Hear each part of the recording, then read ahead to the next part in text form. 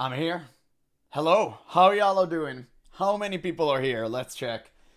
Oh man, it's been such an incredible day. Truly. My god. It's been a hassle. It's been a hassle, guys. How are you doing? I see wait, let me check. Let me actually turn things. Okay, I see 7 viewers. 7 viewers. Where are you? Show yourself. I know that you're here. Wait, I see you sent some messages on Discord. Oh, you're here? Hey, man. How are you doing, man? By the way, for those who are asking invites to the guild, I'm gonna do it later, okay? I'm gonna take care of it. For now, listen, I didn't have that much time, so unfortunately, I must make this stream reactions. If you're here for, like, gameplay, I can't do that, okay? I can't do that today. I'm maybe trying to head out tomorrow. I had such a horrible day at work. It was crazy. I mean, it is what it is. So, if you don't want to see these reactions, I have some really cool Guild Wars 2 video that literally just popped up the moment I almost started streaming. And I have some Turtle WoW updates, some World of Warcraft updates. I think it's going to be great. If you want to stay for that, awesome. But I cannot play anything today. I won't have the time, unfortunately. So I'll just wait maybe for a few more people, and then, like, we're going to hit it 100%. Yeah, like, it is what it is, unfortunately. So, I want to start maybe with a Bellier video. You have any preference whatsoever? So much for I won't be streaming for a whole month. Dude, I'm not gonna lie to you. I literally did test streaming, and I got hooked. It is so fun. It is truly so fun, and it's such a nice way to grow the channel, too. I mean, we've gained a lot of subs recently. That's impressive. I'm pretty sure the subs would only contribute to that, so I'm just now slowly starting to publish the videos from the previous stream. I think I got all of them down today. So I really want to do these 4 reactions, and I want to see the reception. It's very important that people see the chat. Let me actually turn it on. I think it was bugged. Wait. Yeah, I'll refresh it. I'll refresh it so you guys can see. I think it was bugged. Well, you should be able to see it in like a couple of seconds. It's delayed. Hey, Ezekiel. Hello, everyone. Yeah, the chat should pop up in a few seconds. Just give it a second. I'll try to refresh it if it won't, like, show anything. But regardless, I want to start with... I'll refresh it. Yeah, there you go. It should work now. It should be good. I mean, which video you want to start with, guys? Which video you want to see first? Let me know. Like, out of these 4. Seems pretty interesting. Maybe we'll save the Guild Wars 2 one for later. Or maybe we can start with it and go to WoW. I think it makes the most sense. Just let me know what you think. I mean, yeah. Let's see. We got Bellular video. We got why MMO players can't handle criticism. I guess that apply for both, but mostly he talks about World of Warcraft. I watched the first minute just to kind of verify it was okay. And we have Turtle WoW stuff and Guild Wars 2 stuff. Like, what do you guys want to see? Oh, there we go. Okay, yeah, that is fixed. Okay, nobody's talking, so I'm going to assume Theorize did a video about Legion. Legion? God bless, dude. Shame on you for mentioning Legion. Wait, I'll check it. Give me 1 second. I don't know why am I clicking all the wrong stuff. Theory-wise. Okay, I'll check it later. But for now, let's... Do you have anything in particular? I'm just gonna watch the Bellier video.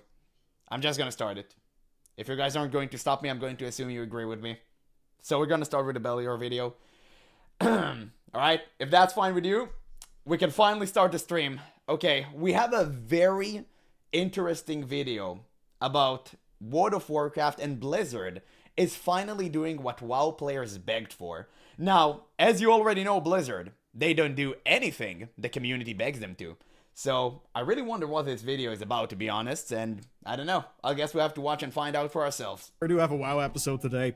It's been almost a year since Blizzard declared war on add-ons. We had a full year of drama and community infighting / discussion before Midnight launched. And when it finally arrived, many things were great. Many things were a bit broken. Of course, much that was broken was because Blizzard had to rush to replace all the things we needed and loved. like our cooldown manager, DPS meters, and boss alerts. Every class in the game was pruned and largely simplified for this new add-onless world. So if all that happened, then why does the race to world first look like this? The war on add-ons is over, and a lot of people are actually now saying that, well, the add-ons won. That's not the only thing we have to date. There's a giant stack of bugs, some of them are quite funny, a growing problem in housing, and an interview with Holly about World of Warcraft's future. So welcome back to the news. That's interesting. An interview with a wine mom. First, I've got to say the race to world first was absolutely incredible. The secret phase reveal will go down in history, and that it happened on Easter Sunday was kind of hilarious. But I heard about that. Watching the Lura fight, you probably saw a lot of things you really shouldn't have. Like this memory game helper. You see, Lura shows marks in a certain order, and players have got to stand in the right order. Now the thing is, on Mythic difficulty, she splits players up, and she shows them only parts of the pattern, meaning that the different segments of players are supposed to communicate with each other to get the full answer. That's really hard to do in the time constraints. So yeah, because it forces WoW players to communicate with each other. Damn, that's a difficult mechanic they ever added into the game. Wow, that's insane. To actually put that inside of an MMORPG. And WoW players to boot. That's crazy. I can't believe they actually have to do that nowadays. Both Echo and Liquid made Can you imagine? Custom add-ons to display the pattern on everyone's screen. And given the design intent, it looks like some serious cheating. But it's actually a simple display. Players type what they see, and the add-on picks that up to draw the image. So it's not an autosolver or anything like that. And because of that, Blizzard gave them the thumbs up for it. Now I won't say it makes the fight a whole lot easier, but it is an add-on that solves the memory part of a memory game. So for counting score, I'm going to say Blizzard 0. WoW players don't have any memory. Bro, they wasted everything about the most insignificant stuff inside of WoW. I mean, well, I guess it is what it is, right? 0, add-ons 1. Just that that's only one of the losses, and probably the least important. Look at almost any Raiders UI in the race, and you'll see something that Blizzard explicitly said they wanted gone. And that is these text prompts. Back in November, Blizzard dropped a huge post on the UI development Discord, and one of the points was on simplifying names. Their stance is that learning spell names is part of the gameplay, not renaming them. Now, an important role in this fight is to hold these light crystals. So the player responsible has a massive bar on their screen telling them to check the crystal. And guys, can you even see the boss? I mean, what in God's name is that? What am I watching? There's so many things going on the screen. You can't even see the game. I mean, what is that? Like, this is what World of Warcraft is nowadays? It's just so embarrassing. I swear, it's like WoW players cannot play a game without half their screen being covered with irrelevant crap. It's just so annoying to see. It's infuriating. I mean, and then you are surprised why no new player is coming into the game. It's because of that. They see high-level players, or to be honest, any raider whatsoever, just play like this, and they're like, nah, I'm not gonna do that, chief.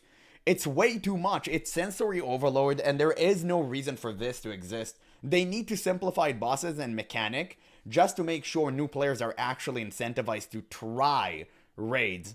They really need to start doing that, because this is not appealing to anyone. It's not appealing to me. And I'm a returning player, essentially, right? Until my subscription runs out. Well, I still have to renew it one last time, and that's it. But, yeah, it's going to be such a hassle. Goes away once the crystal is picked up. And that means it is now Blizzard 0, add-ons 2. And it's not just a race thing either. On Lura, the memory game is called Death's Dirge. But on most UIs, it's just called Marks. Not really flavorful. Echo and Liquid both have on-screen text timers with instructions, rather. Yeah, I could never keep up with all of that, brother. I mean, we're all pushing 30s here, okay? I've seen my viewership. I do not have a single person that is below the age of 18. No person like us can ever keep up with that. And to be honest, it's not like we can't, we don't want to. It's just too much. It is just too much information. I mean, at some point, you're not even playing a game. You're playing a graph. And it's not fun. It's supposed to be fun. And that's what Blizzard lost. They have no goal for the game. They're just, oh, okay, we need to cheat the add-ons because the add-ons are cheating our game. And it's like, bro, the easiest solution would literally just be to simplify the game, simplify the bosses, simplify all the mechanics, and get rid of all of this. Just like it was in Classic World of Warcraft. Obviously, don't make it as easy as Classic, okay? Make it difficult, but make it reasonably difficult. Just don't make it so difficult that people would have to rely on an external program. That's it. Than spell names.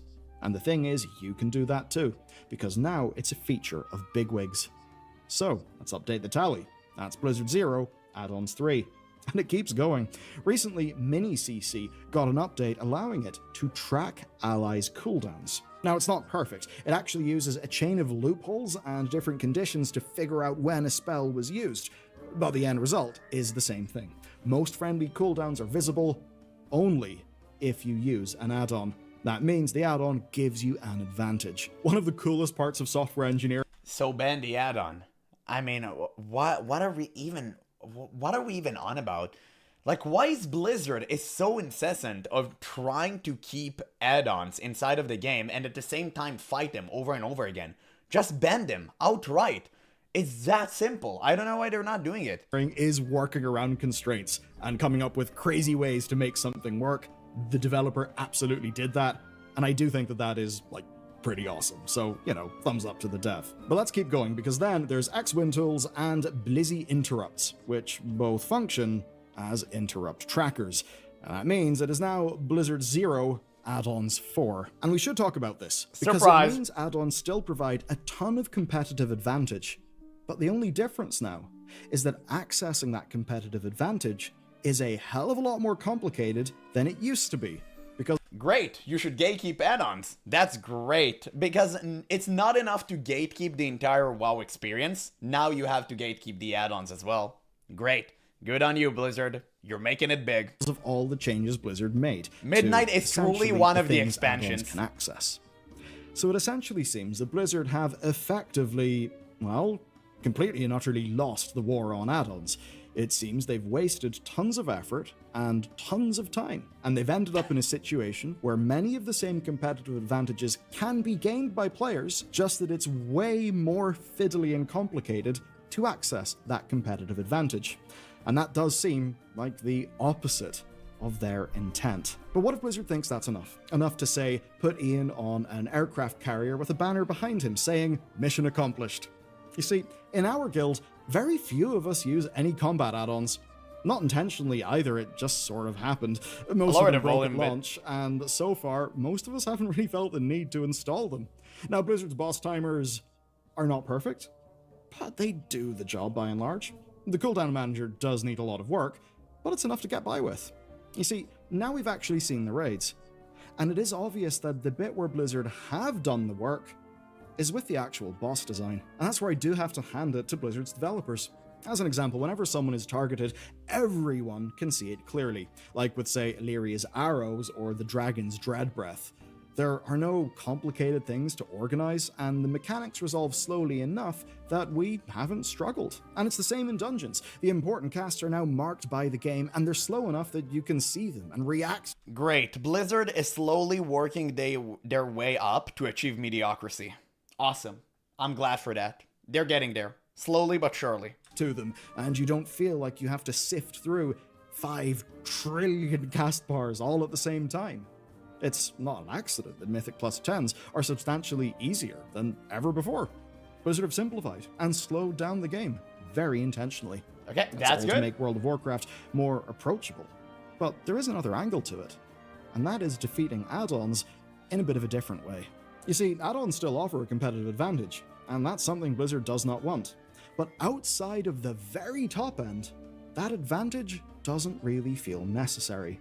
And if it doesn't feel necessary, well, and jumping through all the hoops to get it going doesn't really matter anymore. If you can play the game and succeed in your goals without add-ons, then why bother going out of your way to download a big complicated setup? So my gut tells me that this... So you won't be ostracized by the community of the sweats. But yeah, we gotta... Oh, Rose! How are you doing, my man? Let's see.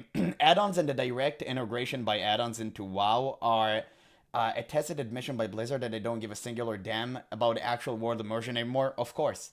They stopped caring about world immersion, I think, not in Pandaria. Pandaria was actually kind of good in terms of immersion. When was it really? I can't even put my finger on it. I think Draenor, maybe. Draenor World, yeah, with Garrison. Maybe it died with Garrison. But clearly all the add-ons and stuff, it came like even before that. It's just so cringe. They literally do not care anymore. I'd even go as far as to say that they should have banned Questy from Classic, but maybe it's taken it a little bit too over the edge. I'm not really sure about that. Or isn't quite as one-sided as our little score counter earlier would suggest. But when we'll really find out is if Blizzard starts shipping more restrictions in patch 12.0.5, or if they're actually happy with where we've landed here. But what's the point? If they're gonna bypass the add-on restrictions anyway, what are we doing here? Just ban add-ons. Why are you trying to make this circle game of like chicken, who backs out first? It doesn't make any sense. It's not contributing to anything. Definitely not for your community because all of the confusing rules and stuff and the gatekeeping. So the outright best solution would be to just ban all add-ons and make your own. That's it. They're clearly making ways towards it, but it takes them forever. And it's something that needs to happen now. No, wait, it should have happened yesterday. Let me know what your guild's experience has been. But with that said, gotta talk about that update. The greatest update ever. Will be I bet it's going to be the most mid crap I've ever seen in my life, but okay, let's see. one of the most legendary patches of all time, and I hope it is a sign of what to come. You see, when the patch drops, you'll be able to choose how you sheathe your weapons. Wow! Yeah, biggest patch of all time. You can put them on your Incredible. head, on your back. You can even hide them, and dual wielders can even choose them independently. So it actually looks like the new transmog system has more going on than we first thought. Amazing. Now, we already knew from an Truly one of the updates. interview months ago that Blizzard are working on personalization and customization as one of their next big things. But it's a huge project with loads of technical stuff behind it. Now, obviously, given the technical impossibility of blue tattoos, something might be up, and we've still had to wait a whole patch to get blue eyes. But there's a parallel here with transmog. They rebuilt that system, and suddenly, we've got loads of More and more videos of Bellular, and I swear to God, I'm starting to slowly understand that Blizzard is just a bunch of fools running around like headless chickens in their office and do nothing but cube crawl and fridge raid. I have absolutely no idea how the most minute stuff ever and the most mediocre garbage is being praised as being like a huge patch or a huge update to the game, and what an achievement. I really cannot see a world where this is okay. I don't know what WoW players are smoking, man, but they are beyond saving. sheathing options. So they can do these things, but only when they take their time. And it's with that context Bellular is wildin' hard. that we now go to Holly's recent interview. Because if you're one of the people who has thought, look at all that shit the Ironeer get, why is my human sitting here with no customizations? Well, it seems Blizzard are actually committing to something here. Okay, I'll Holy cut to the chase future with this for one. WoW. Holy future for WoW is sunshine and rainbows in every major city.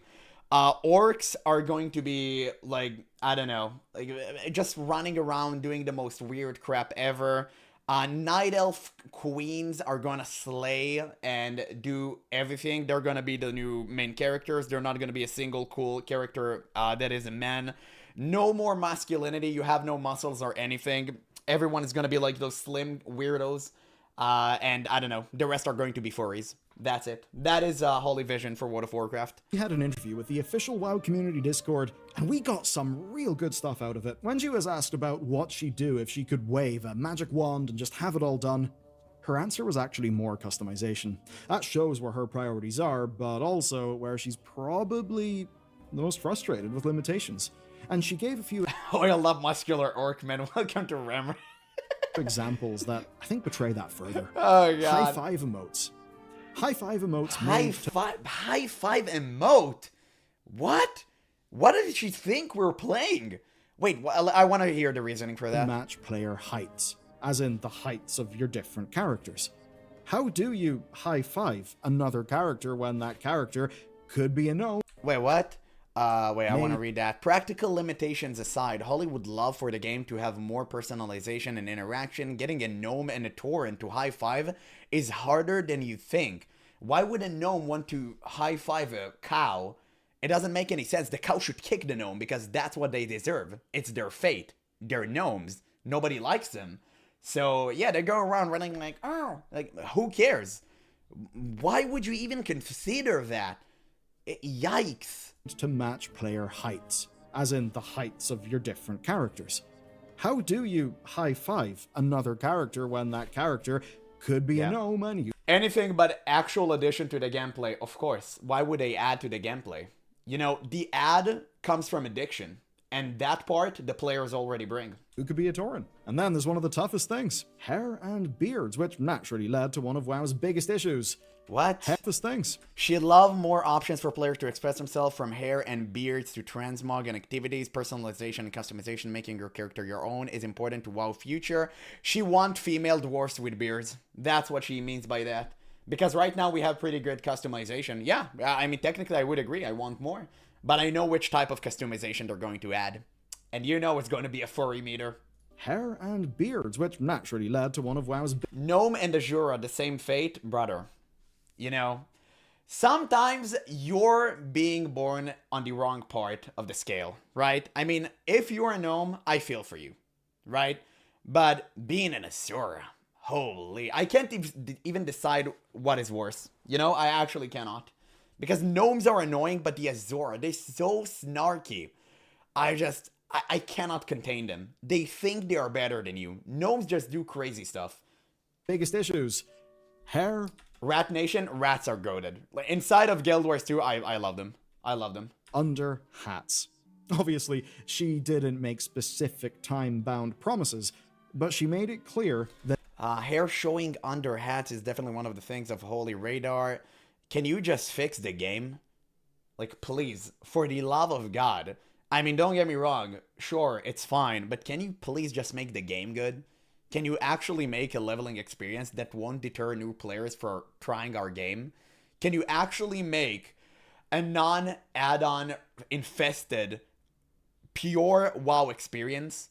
Like, what are we talking about? She's talking about the small stuff, like we don't have a giant bubble that is about to explode over our heads. It's just going from one thing to the other without even paying attention to the major issues of the game. I would have glad if she even mentioned it. Right? But she's not. She's not talking about the declining player base. She's not talking about the fact that WoW is losing more and more players. She's not even talking about the problems in Classic that they're not fixing, like ninja looting, which we covered recently. She just talks about, ooh, I want the dress to look nice. I want people to express themselves. I could already express myself. I played an orc warrior, and I smacked the crap out of gnomes. That was enough for me. No, please, fix my game. Let's see. I don't think you can actually add any significant gameplay changes to WoW without rewriting entire section of the game. I know. Change the game. The game is garbage. Have you seen the leveling experience? It's trash. Literally change it. From the ground up.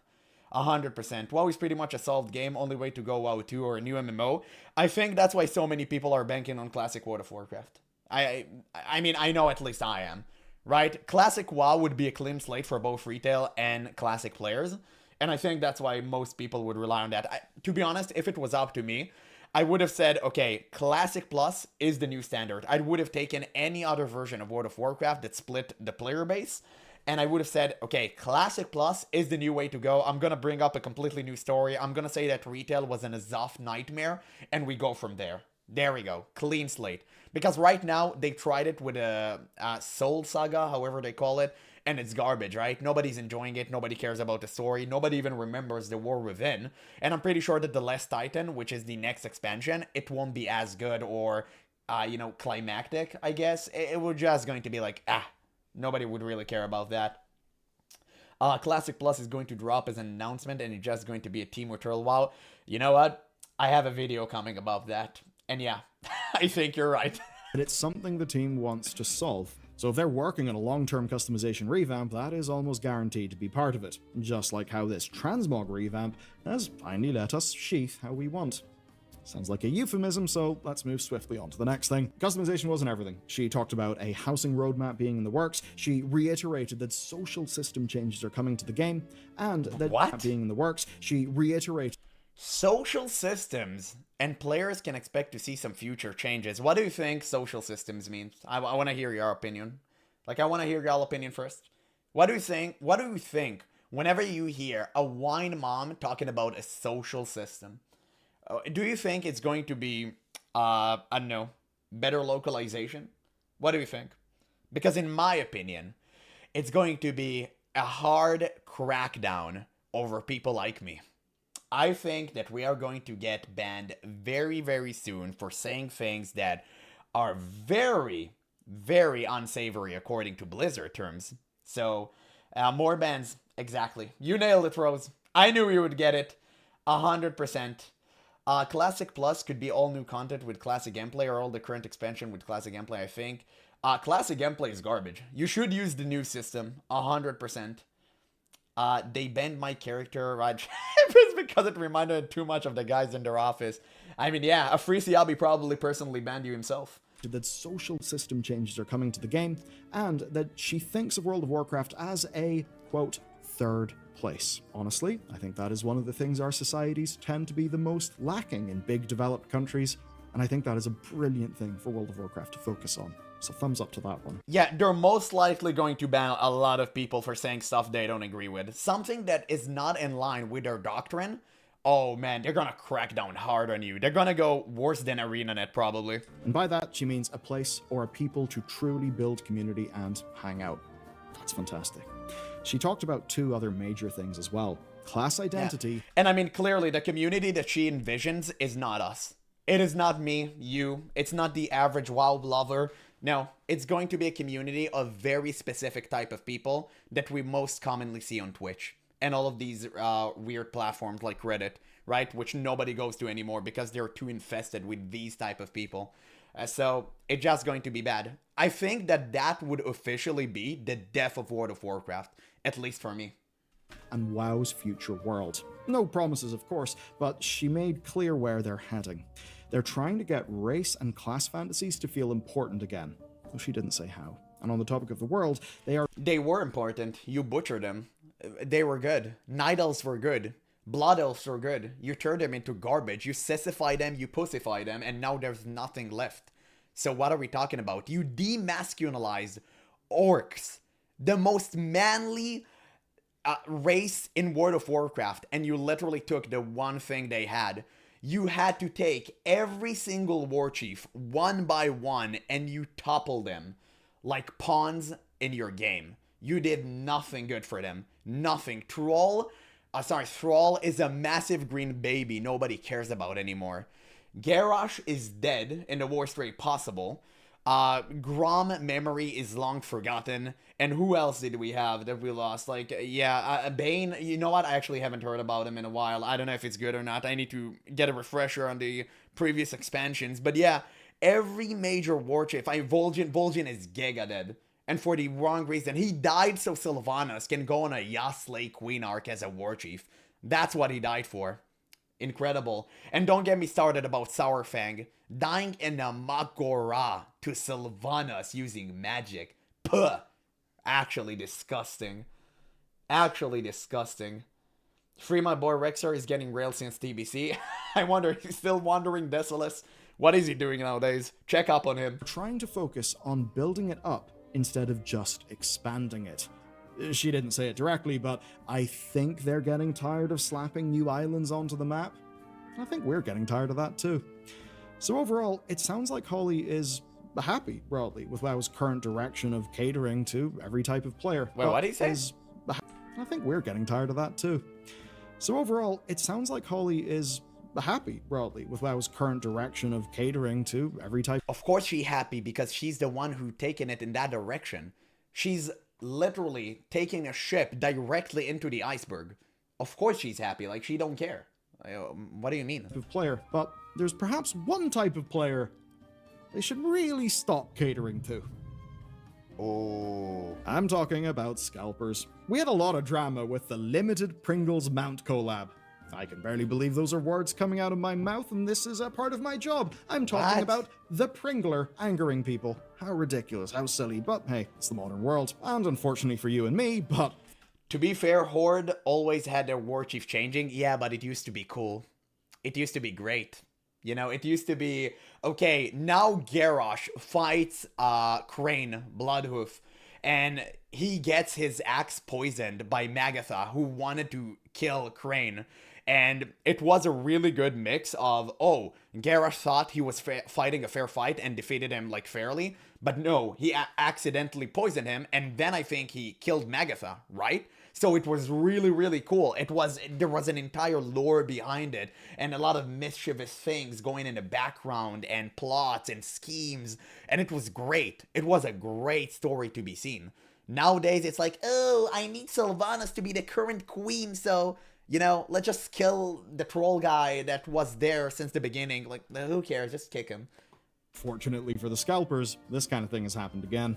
Xbox partnered with Coca-Cola on a range Horde of used to be Housewives for men, true. That's why I'm here.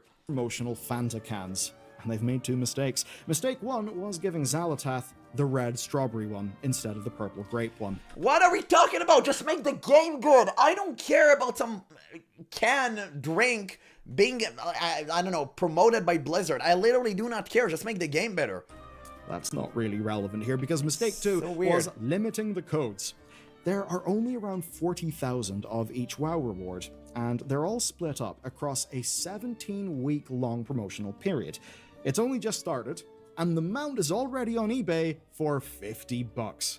Now the thing is, we know this mount will come to the trading post later. It's not going to be as crazy as the Pringles mount situation, but limiting codes like this is adding frustration to an otherwise fun collab, and it's quite obviously giving scalpers an opportunity to come in and basically ruin the fun for all of us. That's not the end of the weird collabs, because they've partnered with Lodge to make a cast iron skillet. So I think we have to accept it. Wow. Yeah, because all the men are going to be cooking for their wives playing in the background, so it makes sense. They're actually double cashing on this. This is smart. I like that move, Blizzard. Really is well done. A boomer game.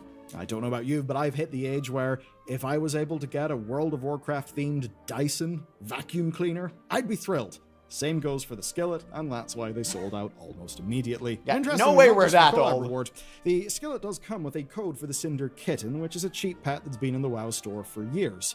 Basically, people, me included, just wanted a skillet with the WoW logo on it that looked really cool. I get it, and apparently Lodge is a reliable brand as well. Now, last I checked, they were sold out. So all I can say is, well, lads, get more iron and get casting, seriously. I think it just goes to show how much budget of World of Warcraft goes into marketing rather than actually fixing the game. It's all about optics. It's all about how Blizzard is trying to present themselves to the world instead of actually fixing the game. Because if a game is good enough, and I think we've seen the most prominent example with Valve games, it will be successful on its own. Because Valve rarely publicize their games. I mean, look at Deadlock. It's popping the hell off. And Valve is actively preventing players from coming into the game. You need to get invited by some other person to actually get inside. And this game still runs, I think, close to 100k people daily. Concurrent players, by the way. Now, granted, some of these are probably bots, like doing some shenaniganry. But if we cut it by half, 50k players for a very strict closed alpha, it's insane. With no marketing whatsoever. Because the game is just that good on its own. If World of Warcraft used to be good like it was back in the day, its name would have carried it miles further. Because the game was already popular. But since Blizzard thought they already achieved this phase, it means they don't have to make an effort anymore. But they don't realize that what they're doing is slowly degrading the name of the game until there would be nothing left. And one day they will get it. Just not today. We need these. I want to buy them, please. Well, that said, Yeah, impressed retail player can cook on a stove, though. I know, they should have made it a microwave. Now go to the most reliable part of the Warcraft news, which is how unreliable WoW has been. It's time for Bug Watch. Yeah, Let's get the good news out of the way first. At rank 6 of the Delver's Journey, you can buy bonus keys. Now, there's a little quibble. which is that it's... I literally encountered a bug inside of a delve where I tried to assign a new ability to my follower, and the game just crashed because I didn't have the right quest at the right time, apparently, and Blizzard still haven't fixed that. Apparently it was a problem that was present in Dragonflight or something like that, and they still hadn't fixed it, which seems they didn't upgrade it it is to what work it is. with a new key shard system, because people were basically just sending their undercoins into the abyss. Just deleted. Now, it didn't take long to fix, but people You're a are problem, reporting chump. that they still have not got their lost keys back, so that's a bit silly. Time walking gear was broken Just as a little well, bit but silly. in a bit of a minor way. While leveling, it was dropping gear higher than you can wear. That's fixed now, thankfully. But going to max level, last week's Mythic Plus wasn't really working for a while, as it turned out. That's because the Void Emissary summon from the Xalatath affix was despawning, leaving people very confused. Now, thankfully, that is also fixed. But players have noticed a whole lot more, though some of these will certainly be lower priority for Blizzard. As an example... Yeah, I mean, Blizzard just releasing sinking ships out there, and they're just plugging the holes as we go along. The War Within is a little bit broken. Delves don't reliably drop Radiant Echo, so if you fancied going to do that achievement hunt, maybe hold off on that. And the same goes for crafting. You still need Valor Stones to craft some things, but there's no way of getting Valor Stones. What? But they because removed they've it. been deleted from the game. Bro, that is such an oversight. Even I knew that. How could they not prepare for it? I mean, I really need to understand how many people are working on current day World of Warcraft. I really need to know the numbers. And I bet it's going to be like 10 people and 5 of them cube crawling. And the rest is probably pushing fridge rating. No. But don't take the milk though. Afrisiabe already hard reserved it. Not ideal, but compared to our last bug, it's a minor issue. And that last bug is the loot bug. Yes, the loot bug. You see, after an apparent fix 2 weeks ago, the forums are still full of people complaining that they are locked to specific loot slots. And they just keep on doing delves. And they keep on getting shoulders. Shoulders for days. A bag full of shoulders. And they keep on playing. And basically, if this has impacted you, your character's almost a bit bricked. And that does mean that, like, your progress in the end game of World of Warcraft is kind of broken, which does seem like a problem to me. Hopefully Blizzard takes that seriously, and maybe gives delves better loot tables in the future. But that's the current WoW news. Where we're looking into the future, though, is, well, quite simply, now that Midnight's fully released, it's basically time to settle into the groove of playing the game while we wait for the announcements. And on that front, for it to be fixed, great. We're paying subscription plus a whole price for a boxed game, and we get a broken experience. We're essentially being used as guinea pigs to test it, and we're paying for it. Damn, that's great. I like that. Good job, Blizzard. Truly, you're at the peak of your game. Yeah, crazy good video. I mean, I guess it is what it is. Let's continue to the next one. I did not expect much, but man, it just made me all the more frustrated. I really wanted to check that video out, though. What do you guys want to see next? Out of these three, you want the Guild Wars 2 video? You want the Turtle one? What do you want? Why MMO players cannot take criticism? I tried to play WoW with a veteran friend, and we decided to do dungeons while I was leveling. 2 out of 3 times player complaining about me being too slow, followed by a kick vote. Never again. Brother, the problem was clearly you. First, you shouldn't have been new to the game. That's like problem number one.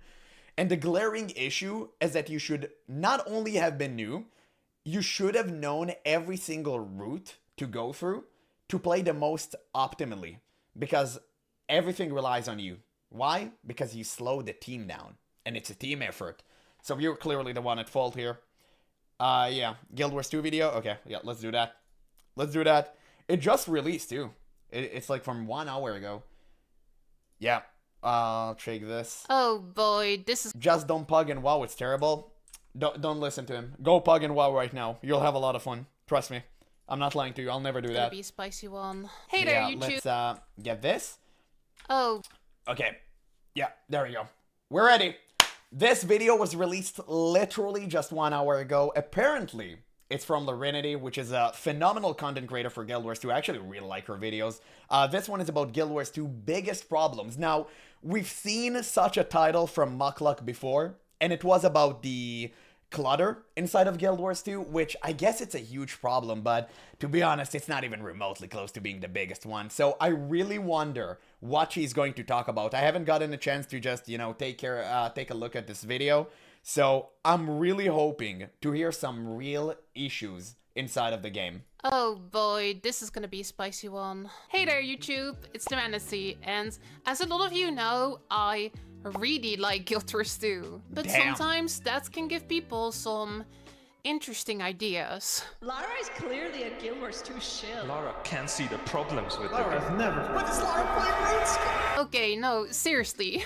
Okay, you know what? We're gonna take her word for it. If she's gonna actually be critical of Guild Wars 2 in this video, yeah, I'm gonna praise her. I'm gonna praise. But to be honest, I highly doubt anyone in cahoots with ArenaNet would actually dare speaking against them, because they know they would immediately be turned into a pariah and they would get outright banned for it.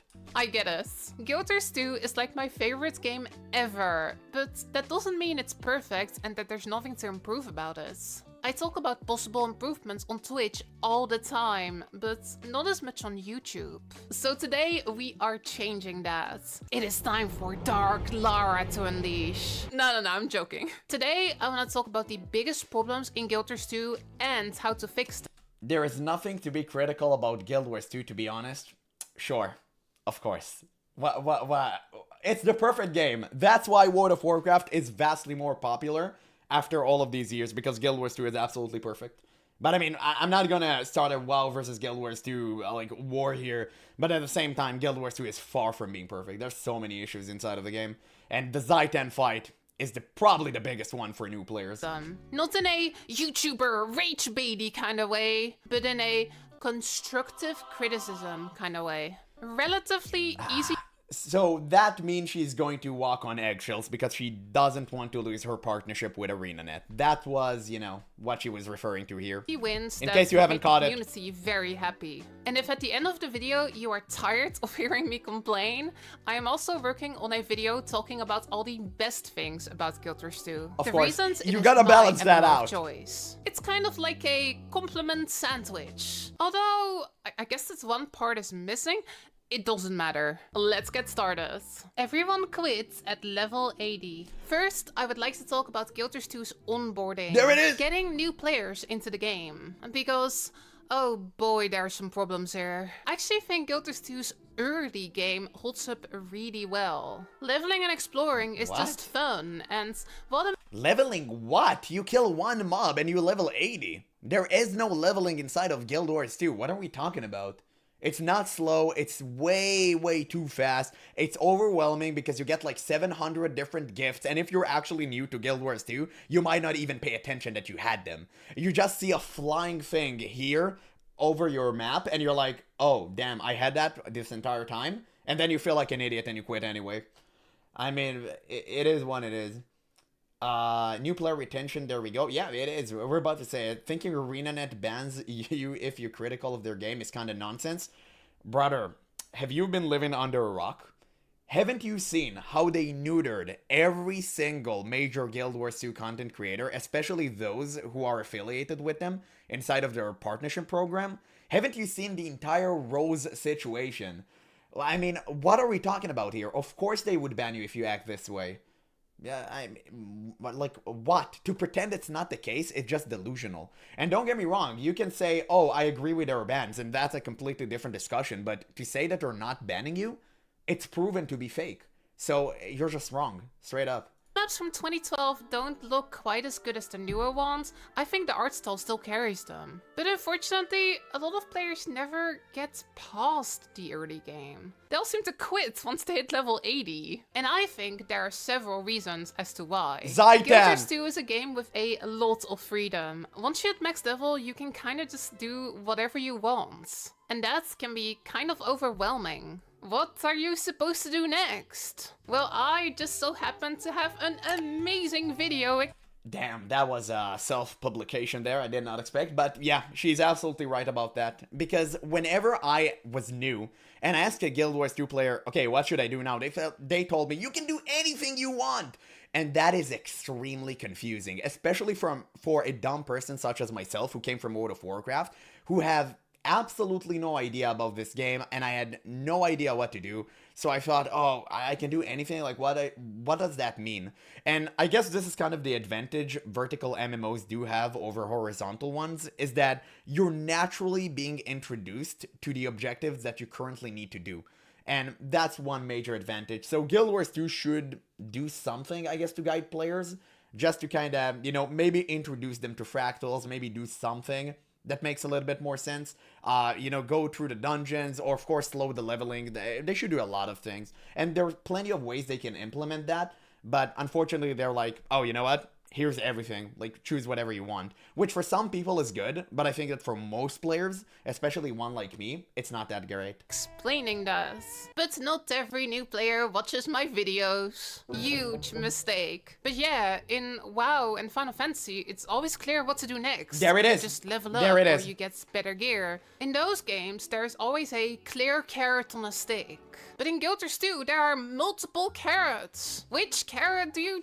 Rose wasn't banned because of his criticism. You're wrong about that. Because what they did is mask their ban behind some frivolous reason, because obviously he wasn't banned from YouTube.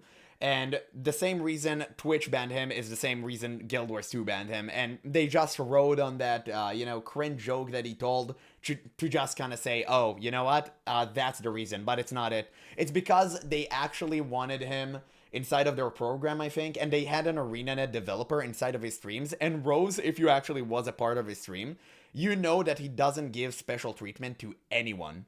So whenever an ArenaNet developer doesn't get his personal treatment and be put on a pedestal because they want to be above everybody, because that's what these type of people are, yeah, they're immediately gonna throw a hiss fit, and they put a target on his back, and they just waited for the right moment to ban him.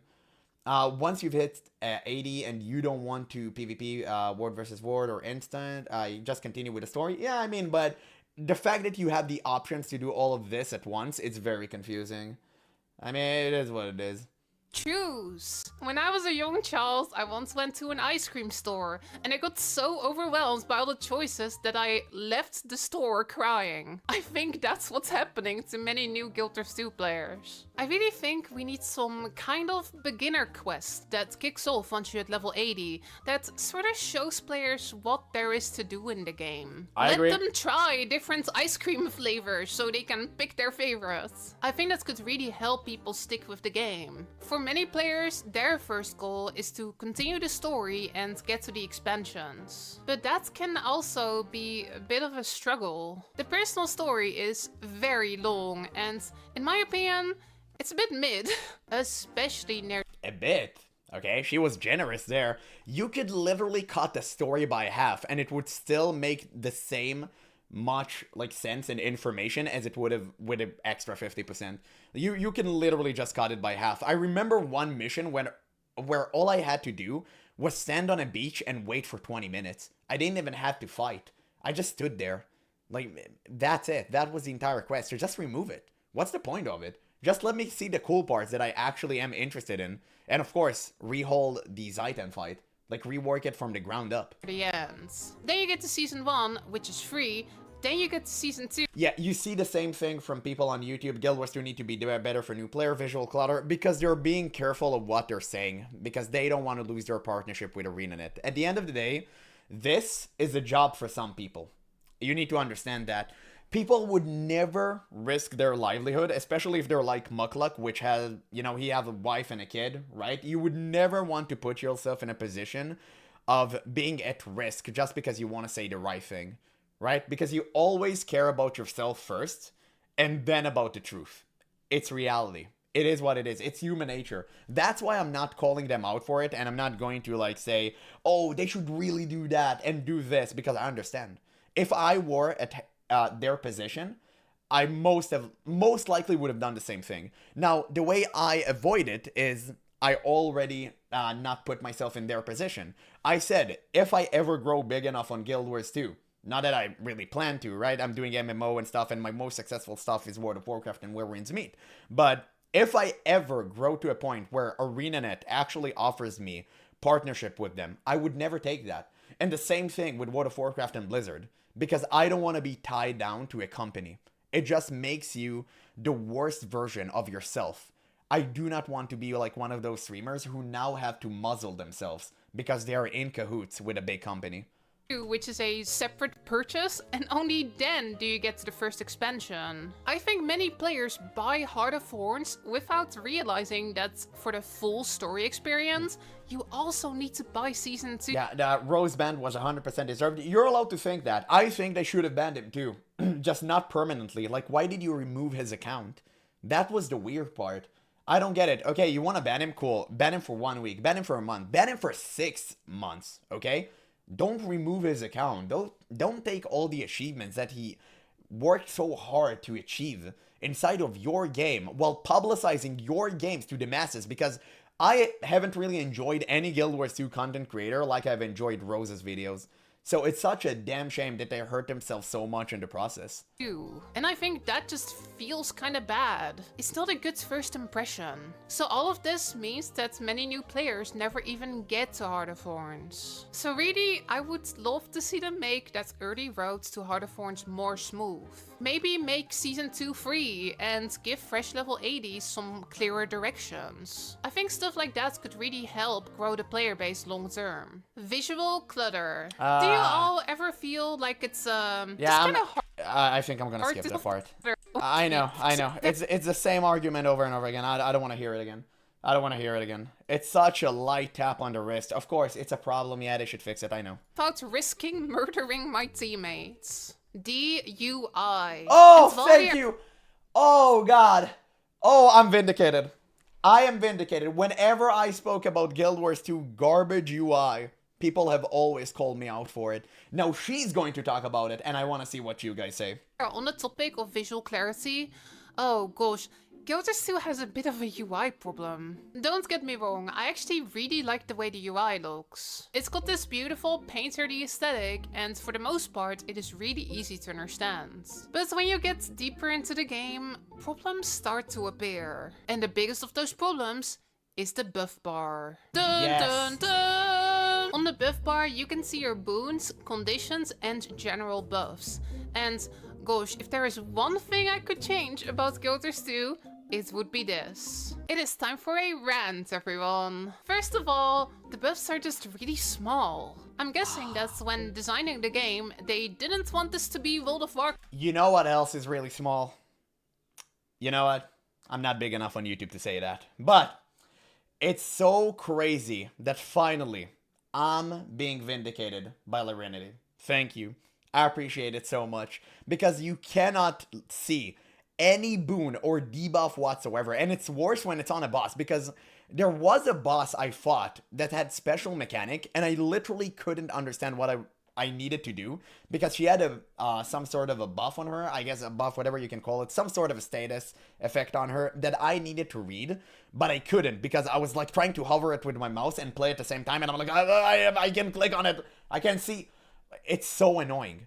They have to fix it. Apparently it is hard-coded into the game, and they can't, but I don't know. Maybe they need to do something about it, because, I mean, it's getting out of hand. It's such a really weird UI.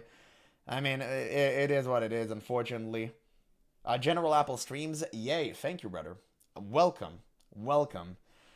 Crafts with floating bars. What? Rose's entire content completely rides on him making sometimes highly inappropriate jokes. Not exactly the kind of publicity you want for your game.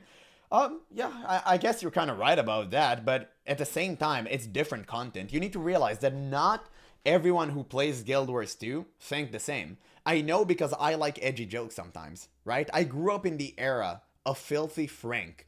So if you know Filthy Frank or his doings in the past, you know which type of content makes me laugh. And Rose content did exactly that. It was a nice change of pace. And now what you can see whenever you type Guild Wars 2 in your search bar is the same milquetoast rundown content you've seen for a decade. It's not enough. It's not enough to bring in new players. It's not enough to bring in a new crowd. And it's not enough to satisfy the current climate. I know, because I'm not satisfied with Guild Wars 2 video. That's why I'm reacting to Guild Wars 2 videos on such a slow pace. Because nothing that comes out from this game is entertaining to me. I don't like to watch them. The only ones that I watch are from Larinity. But everyone is like trying to be like her, or everyone is making the same content. So I just rather watch her and Muckluck and not touch any of the other content creators. Everywhere. Was gone for a bit, or people whining about my ban. Don't scroll up. It's okay. Everyone said that you're vindicated. We love you. Don't worry about that. Yeah. And they also said that your head is full of hair. I have a fucking panic attack looking at Oh this. my god! They probably wanted the UI to be minimal, so Yeah, as a Guild Wars 2 player, Rose content was the exact thing I needed. I know. You like your edge. It's okay. People are different. I love all type of videos, okay? I love Larinity videos, I love Muckluck videos, I love Rose videos. You don't have to be constrained into one formula and like, oh, okay, you know, I love this, so I can't love the other thing. That's not the case. It was never that black and white. You can love everything in between. It's fine. But you need to diversify, because getting to eat the same meal every single day gets stale. That's the problem. It just gets stale. that you look at the gameplay instead of at the UI. However, in higher level content, certain buffs are really important. It's really important to know if you have stability or a certain boss debuff. And a lot of the newer weapons have mini games where you have to keep track of certain buffs. And when the buffs are really small, Really? I actually find myself looking at the UI more instead of less. Because I can't just glance over at a large buff. I have to like search for it. A really good example of this is the Elementalist pistol weapon. On this weapon you get bullets of certain elements and then you can spend them. It's a really cool idea, but it's so difficult to see if you have these bullets mid-combat. There are a ton of buffs in your buff bar, and these really important ones are just in there somewhere. Why do these two look so similar? And they're all jumping around constantly too. Yeah, that's the major issue. The fact that they jump around constantly, because I was trying to read a boon and like the time ran out. I'm like, oh, what am I doing? So I tried to click it again and it popped in a different position and I completely lost myself. I was just like, okay, you know what? Let's blaze through it and that's it. Now it's over there. Now it's over there. Do I have a fire bullet or not? I think this weapon would be... Sometimes you just want to watch other people be stupid at the game. Why do you think I'm here for? Why do you think I came all the way from the glorious World of Warcraft, the pinnacle of MMOs, to Guild Wars 2?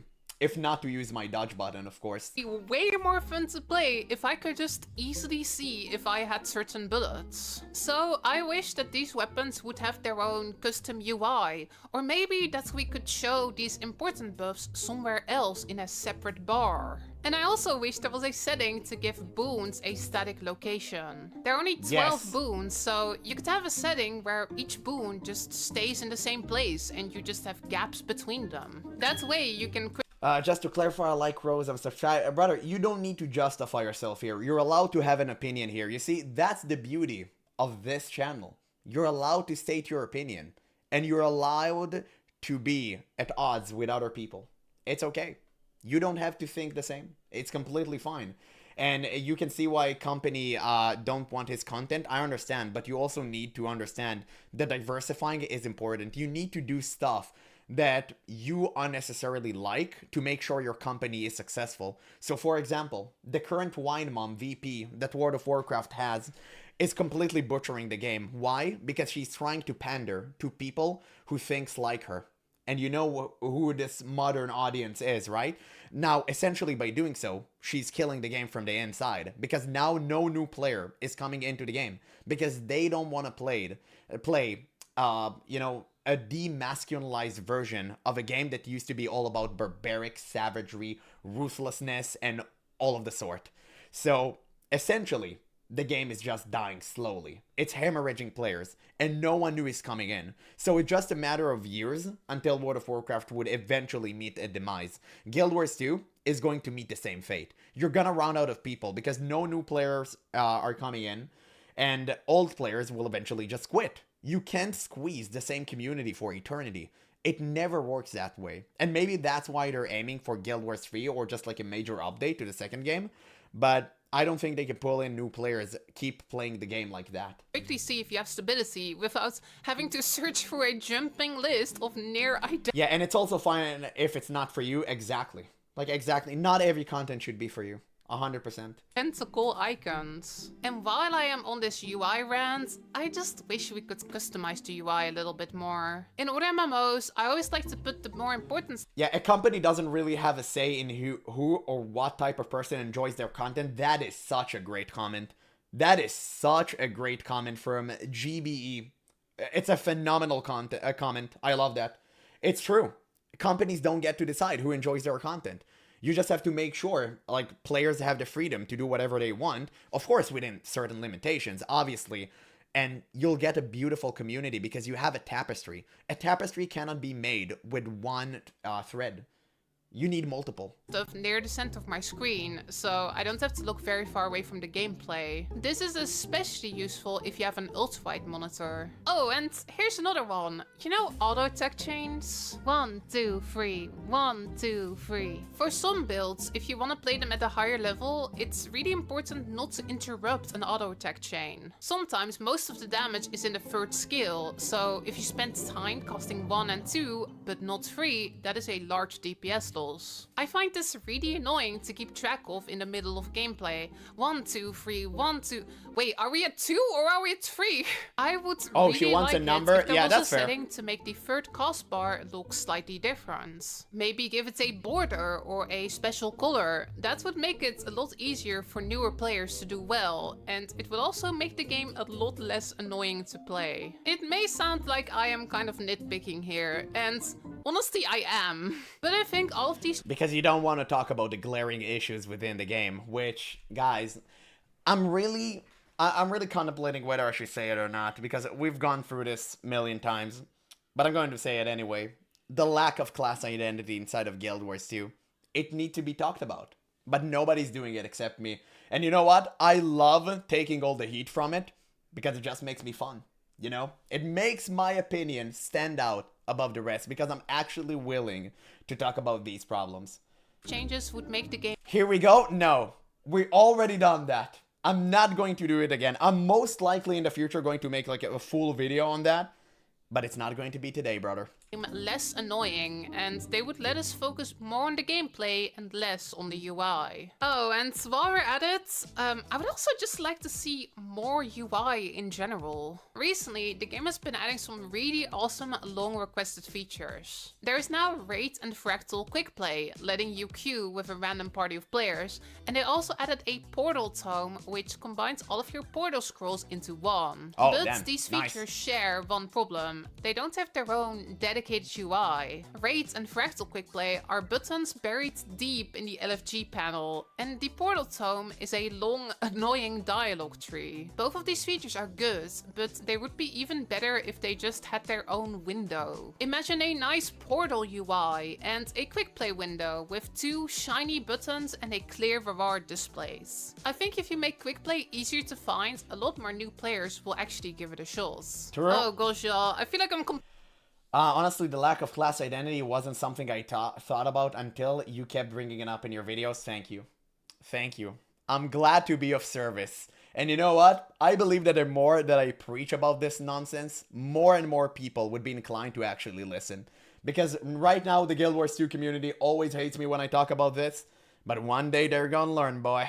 They gonna learn. complaining a lot in this video. Feel free to take a break if you think I'm complaining too much. But for now, speaking of raiding, boss health. And it's another spicy one. Balance in MMOs is Wait, why'd she say notoriously boss health? hard. And in my opinion, Guild Wars 2 actually does a pretty good job at it. But recently, there has been one thing. I think a lot of the recent bosses just have too much health. HP numbers have Oh man, what do you mean with class identity? Think all the classes are quite distinct from each other? Brother, I know you're trying to bait me into like going into this discussion again, but I would turn this 16-minute video into a 2-hour-long one if we start that train rolling. And we don't want to go that route. We don't want to go that route because I have a lot to say about that. I did it the previous stream. It went great. a huge impact on what content feels What do you mean, Guild Wars 2 class? Self-identity is an identity, and that should be good enough. True. True. I should identify myself as Azura so I get free access to all the portals. Like, give a boss too little health and everyone will complain that it's too easy, but give it too much health and everyone will complain that it's HP sponge. I actually think large HP numbers are totally fine in difficult challenge mode content. If the fight is really engaging and you really have to lock in to meet the DPS check, that can be fun sometimes. But recently, we've been seeing a lot of high HP numbers in open world and normal modes. In the words of the great Professor Oak, there is a time and place for everything, but not now. Starlit Wheels, Inner Nios, Shipwreck Strand, these are all meta events that I find myself avoiding sometimes, just because it feels like a bit of a slog. If they had just like 20% less HP, I would probably enjoy them more. Yeah, fair enough. I wouldn't say it's like that major of an issue. I think it can be easily fixed, but I would say generally speaking, if the mechanic is intricate and really complex to understand, then make the boss health lower to kind of balance that out. But if the boss is just a DPS check, then obviously give him higher health, like the boss from Next Ramus, Patches? No, that's what the guy waltzing around. What was the abomination name from Next Ramus? I forgot. Like, you guys gotta know that. But anyway, Patchwork, that was his name, right? So, if I'm not mistaken, I mean, sorry, boomer memory, but at the same time, like, yeah, he had huge health, and it was essentially a DPS check before he goes into Berserk mode and completely annihilates everyone. So, it kind of makes sense in that regard, but if the mechanic is really rich, then yeah, you should make his pull lower. 100%. In normal mode raids, too much HP can straight up make a boss too difficult for the average raider. The recent crab boss Kila is a really fun fight, but because she has so much HP, a lot of players skip her entirely. What do you mean 3-star difficulty? And I honestly don't understand why normal mode needs to be this hard. Now before you go to the comment section and type "Washed, Raider, Loranity doesn't know what she's talking about," I have actually killed it on challenge mode, but I still think the normal mode has too much health. Another great example of this is 2025's Greer. This boss has so much health that a lot of players— Rose, that comment is premium. Identify as unbanned. I literally got a glance of it and I tried not to laugh, but that shit is so funny. struggle with the 10-minute timer. And even if you manage to kill it, a boss that takes 10 minutes is just really exhausting. It would just be more fun if the boss had less health. Recently, it's felt as if there are some bosses that have a challenge mode and a challenge mode light. I'm kinda just missing the normal mode. I wish ArenaNet would be a little bit more open to going back and tweaking some of these health numbers. Am I the ones who is against difficulties in general? I really hate normal, heroic, mythic in World of Warcraft as well. I think it should be abolished. I don't think you should have one difficulty. I think every raid should be like Old War back in the day, where you had essentially one difficulty, but when you did something inside of the raid, you unlocked a special version of that boss that is way more difficult, and the loot was actually propped up to match it. And it was so good. It was truly Blizzard peak at raid design. I'm very surprised no other game has done this after them. Why does this keep happening? ArenaNet just announced that with the upcoming balance patch, they're not only nerfing a bunch of classes, but they're also nerfing a whole bunch of HP in newer expansions. We have to see what it actually feels like, but it does look like they're looking into it, so very happy about that. And now, back to past Loranity.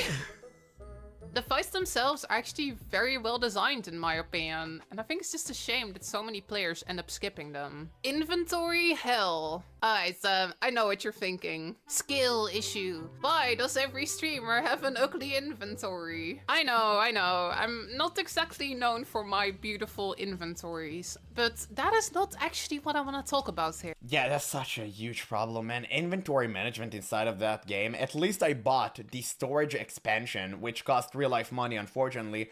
And it's like PoE. It doesn't feel like you actually can skip on it. It really feels like pay to win sometimes. And yes, you can like do with all the clutter and actually make do, but it's going to be very difficult, and it's going to essentially make your entire experience a living nightmare. So you might as well just purchase it and be done with it. And it is unfortunate. I really wish they would stop giving you so much loot. It's just way too much.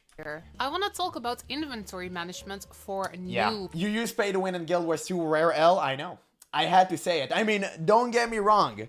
A lot of people, for some reason, in the Guild Wars 2 community think that pay for convenience isn't pay to win. Well, let me tell you something, brother. Pay for convenience is always pay to win. Now, if you want to fight me over that, I'll die on that hill. Every single time. So if you want to call me out for it, it's okay, baby. I already know. Players. Because You when paid you're for that new, bank extension, I didn't honestly you? think it's kind of rough. Recently, I did a stream where I rated my viewers' inventories, and I love the more ugly inventory. Isn't that how it works already in Guild Wars 2? I don't know. I haven't done Guild Wars 2 bosses. I just said it in the context of, like, World of Warcraft. But, yeah, 100%. I'm not really sure. I should do rating in Guild Wars 2 before I actually make an opinion about that specifically. But I said it in the context of World of Warcraft. Stories were actually from new players that don't have any bank space. You started the game with only one bank tab, and I think that that's just not enough. Personally, Thank I have you. like 15 bank tabs, and Yes! though I don't really need all of those, I think it would be really difficult to play the game with only one. And especially as a new player, you don't have any idea which items are worthless and which items are important and using your precious bank space for. Just to be clear, pay for convenience, pay to win is, like, worse, better than being monthly subscription. Brother, let me explain something to you. You don't need to compare everything to World of Warcraft. I know that WoW sucks balls, okay? I know that. It's okay, I understand. But the fact that WoW sucks doesn't mean that Guild Wars 2 need to suck, okay? That's the logic behind it. So if one game is terrible, another game cannot afford itself to be less terrible. It needs to be better. And another big problem that I think a lot of veterans are not aware of is actually birthday gifts. When players return to the game, they sometimes get like 7 of these birthday gifts at once. And then they get excited and they open them because hooray, free goodies! But then their inventory gets filled with all these items they have no idea what to do with. And often they don't have any bank space to keep them in. So many players just get overwhelmed. Yeah, and there are way too many convenience items in Guild Wars 2. You have like a personal bank, personal mail, personal whatever. You have a teleport to friend, all of that stuff. It's just way too much. It is just way too much. And it's so confusing too because I kept everything I got in my bank and I'll never use it probably. So it's just really bad. I think they should just remove it. and immediately log off. I would really like to see new players start off with 2 or maybe 3 bank tabs instead. Alright, and that was all the problems in Guild Wars 2 that I wanted to talk about today. I don't think any of these problems actively ruin the game, otherwise Because you haven't spoken about the true problems that actually ruin the games, like immersion being destroyed by no class fantasy whatsoever, or, you know, the Zaitan fight. But if you spoke about those, you would have understand. But I guess not. wouldn't play this game nearly as much. But they are all things that I would love to see the studio focusing on more, and I think the game could improve a lot by addressing these. If you have any other ideas that you think could improve the game, feel free to drop my Twitch chat. Overhaul the Zaitan fight! And for the love of God, delete Bram. Just do it. Literally do it. That's over at twitch.tv/Lemanity, and we can discuss those too. Thank you so much for watching, and I will see you next time. Okay, great. I mean, a great video by Larinity. I'm gonna obviously leave a link in the description so you guys can watch it for yourself. I mean, great video as always, but at the same time, she clearly avoided all of the glaring issues inside of Guild Wars 2, and it's such a damn shame. I really wish someone would talk about them more often, because whenever I speak about them, everyone calls me a degenerate WoW player, and you know, they're actually right, so I can't really refute what they say. But at the same time, I really wish some Guild Wars 2 player that is actually a prominent figure inside of the game would call them out for it. Well, there was one, but he's in my chat now, so I guess that doesn't say a lot now, right? So it's really just weird situation where you really want the game to be better because you love it, but at the same time, they put a muzzle on anyone who dares speak against their game. It just created a really frustrating situation, and it's so unfortunate because I truly believe that Guild Wars 2 community is one of the best of the MMO games out there. And I played almost every single MMORPG game under the sun. And I truly think that the Guild Wars 2 community is the best. They're so welcoming, and they're actually willing to listen to different opinions. Because whenever I spoke against something inside of the game, they always welcomed my opinion, even though they disagreed with it. So, yeah. I mean, I guess it is what it is. Let's see here. A new player bounce rate is the #1 thing preventing Guild Wars 2 from blowing up, obviously. They ban everyone who tries to be, you know, for that game. I mean, it is what it is. They shouldn't start a subscription model. No, the current model is completely fine. But general, not everything is about WoW. In my case, I was thinking of FF14. It's the same principle. It doesn't really matter. Monthly subscription, yeah, like, it doesn't matter which game. It's still a monthly subscription. Because there are no games that are incredible worth the sub. Yeah, true. It really depends. I'm not pro sub either. I really love the nature of Guild Wars 2 being just, you know, you buy the game and that's it. But at the same time, if the game is really good and free of any obscurities within it, I would pay a monthly sub. But you should never have a monthly sub and cash up. Never. That's why I hate retail World of Warcraft. Genuine question, did you make a video about class fantasy? If so, which one? I disagree with your claim. No, I'm gonna make one in the future whenever I have alts to just, like, you know, further prove my point. But not right now. Let's see. Anything else? Kind of same situation with the streaming services. Yeah. Yeah. True. You have a lot of streaming services right now and nobody want to pay, like, too many of them. So, yeah. I mean, if that would be all, I'm going to move to the next video.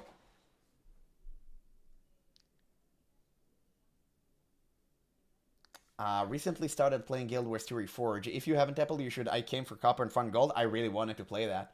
Unfortunately, I got a day job, so I can't really afford to do that. I really wanted to. It looks really fun. It looks extremely fun.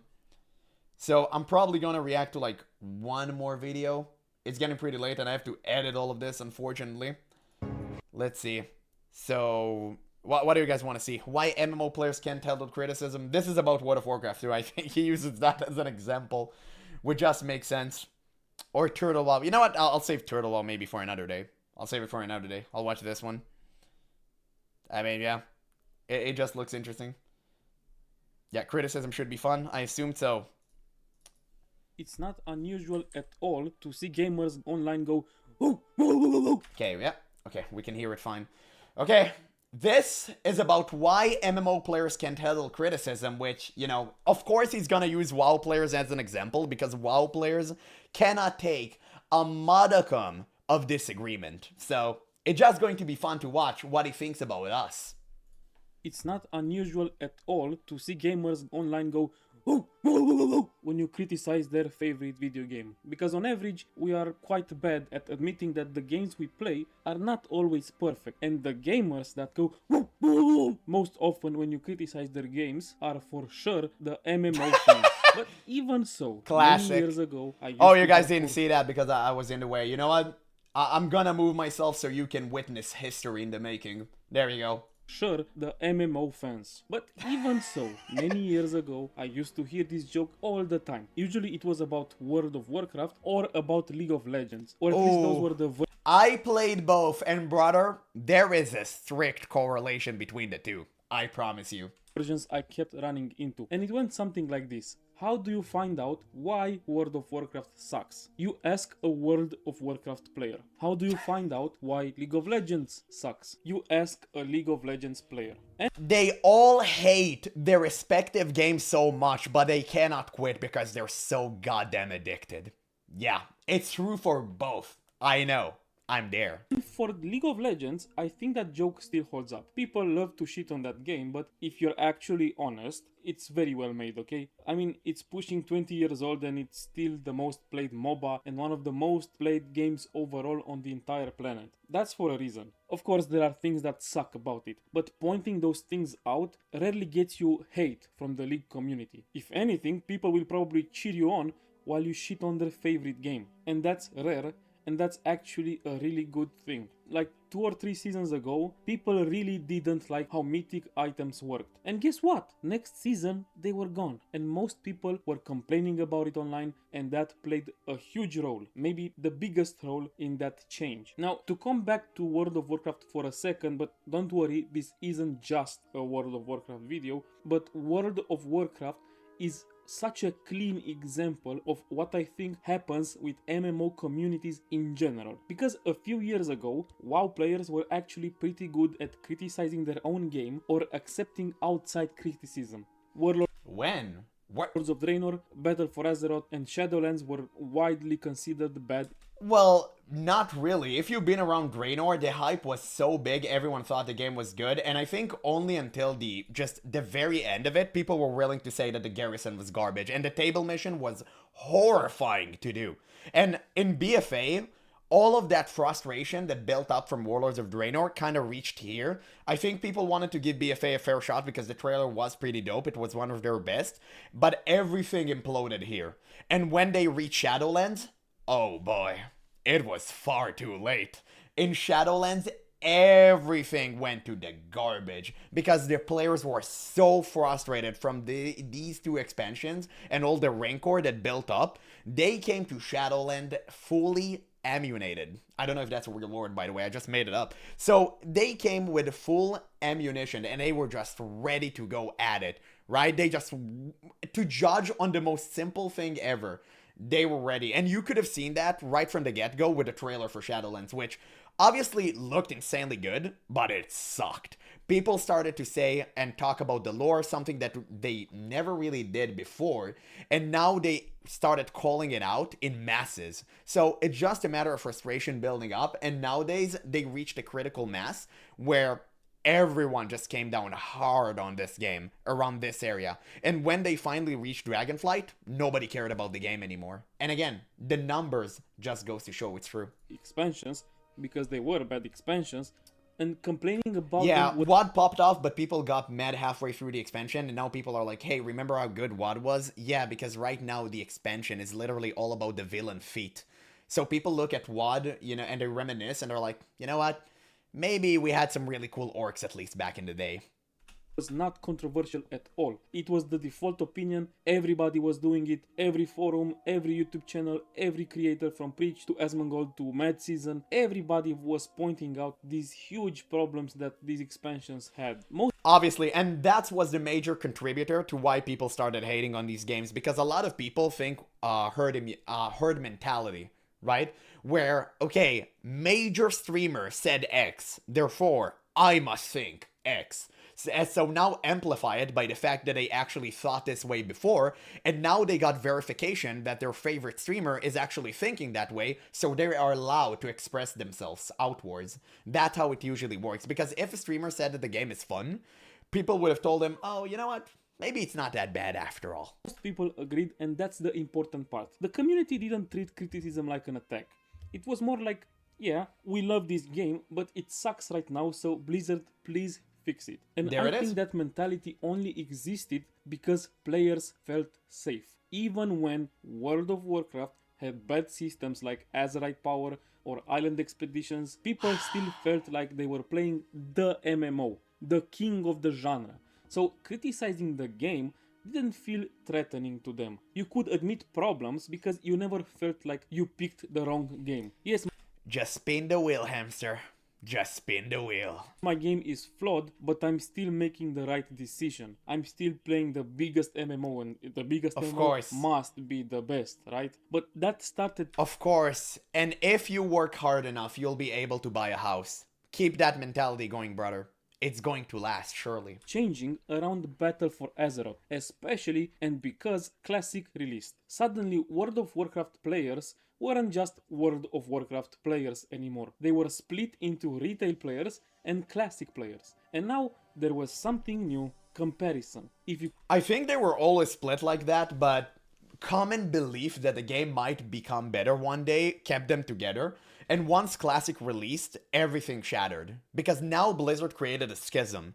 They essentially created a partition where players who are more like me and inclined to just play Classic because they're old and their balls like hit the floor, they can have fun in their own version of WoW, and people who like the more difficult stuff like raiding and they don't really care about the story can enjoy retail. And instead of creating a game that satisfies both players, a game with good story but still good endgame is now not something that Blizzard strives for. Now all they care about is divide a community and conquer them from within. They don't care about anything else. Criticized retail by comparing it to classic, retail players got very defensive. And if you criticize classic, Yeah, and all you done was create infighting. That's it. by comparing it to retail, classic players got really defensive. Because now it wasn't just criticism anymore, now it felt like you were saying you chose the wrong World of Warcraft. And when you've invested thousands of hours into something, nobody wants to hear that. Then Shadowlands happened and things got much worse. Retail started losing players really fast, and for the first time in history, World of Warcraft didn't feel untouchable anymore.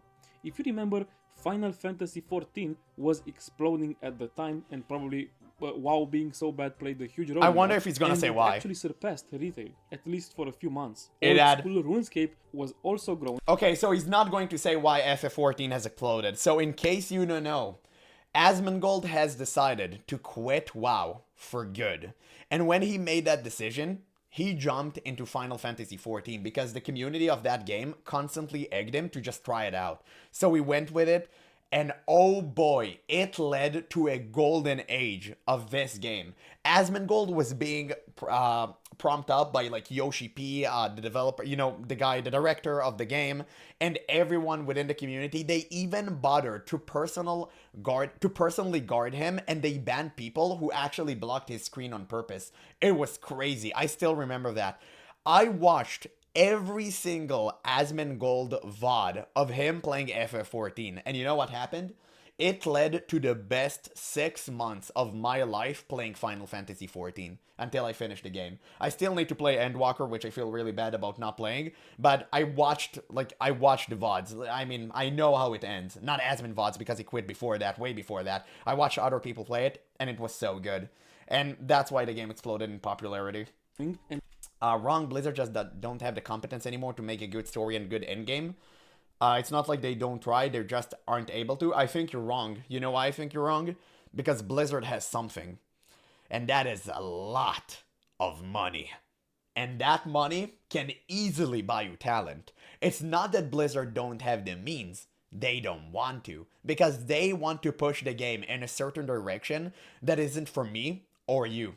It's for modern audience, which, don't really play video games. They just come here to bother us and make our lives a complete mess because they're a menace to society, and they should be ashamed of themselves. that was threatening the classic side, and classic and retail themselves were competing against each other. World of Warcraft wasn't the undisputed king anymore, it was just another MMO in the arena. And I think that changed the psychology of the community completely. Because when players stopped feeling secure in their choice, they also stopped being comfortable criticizing and accepting criticism about the game. Criticism stopped being discussion and started becoming ammunition between different groups of players. Now, if you criticize retail, classic players cheer mindlessly and retail players call you stupid without saying anything. If you criticize classic, retail players cheer you on and classic players call you stupid without saying anything. And I don't think that happened because players suddenly became less mature. I think it happened because World of Warcraft lost the one thing that allowed honest criticism before.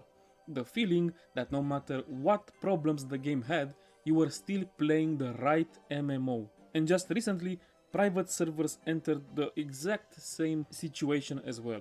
They are 100% the same. I made 2 videos criticizing Turtle WoW. Many Turtle WoW fanboys call me stupid without actually responding to anything. And as a strict Turtle WoW enjoyer who vehemently defend this game, I mean, I gotta say, by the way, just to make it clear here, I would never advocate for you playing a private server. Always play the official stuff, okay? I don't want to be like, oh, you were supporting like piracy? No, obviously no. But as someone who played Turtle WoW to just experience a true Classic Plus experience, I can say that the community there is rabid. But that's because Blizzard doesn't give them the frame that they need to be a part of. Blizzard don't create a good Classic Plus experience. And people would easily pay Blizzard to do so. They would easily pay monthly sub. I know because I would. For a game like Turtle WoW, I would have paid a monthly sub. Easy. Most people, and I do really mean it, most people can cough up a few bucks each month for a game that they enjoy and they spend hours playing in, okay? But Blizzard doesn't create the right game for them. And Gabe Newell said it the best, if you want to beat the Pirates, just make a good game. That's all you need to do. I said, while players from official Blizzard servers hyped me up, also without responding to anything I said. And this gets us to the core issue. World of Warcraft isn't dead, but it has been dethroned. It's fighting in the mud with everyone else, and maybe... World of Warcraft has been dethroned by itself.